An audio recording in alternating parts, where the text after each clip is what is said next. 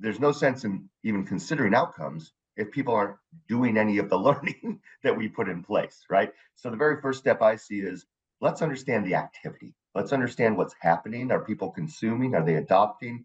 Or are they not? And then once we have a sense of that, let's look at the business outcomes and whether or not they're moving.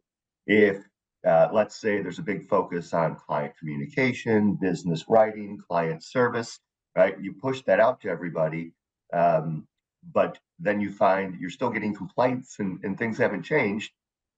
Let's take a look at, oh, we've only trained 30% of the population. No wonder why we're not seeing, significant difference. I'm watching the chat, and Nicole just brought up a really good point. I think this connects to where you're headed, Anton, about what are the questions you're really asking of the data.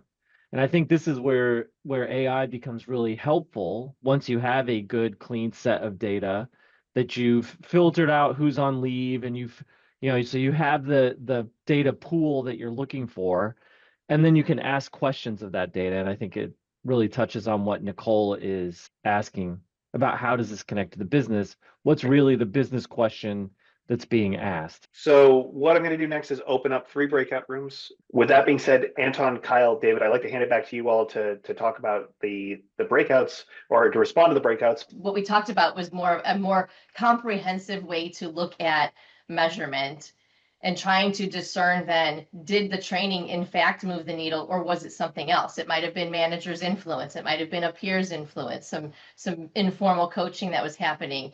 And what you might find out is it really wasn't the training that moved the needle. And then you can discern whether or not to even continue with that training piece, right? Because maybe now it becomes a different method for getting that performance change to happen. We did a little bit of from to discussion, and we did talk about that the 2 is that starting with the business outcomes and then determining the learning and then determining a data strategy. And data strategy was a key thing that we talked about in terms of the strategic choices. What will we do is to have a strategy around the data, not measure everything, really look at the things that are the highest value to the business and focusing there, making sure that there's governance around the data in terms of not using it for punitive reasons.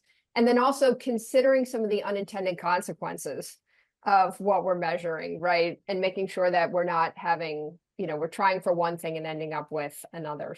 I think a big part of our discussion too was around business alignment and making sure we were measuring the right things and not trying to measure everything.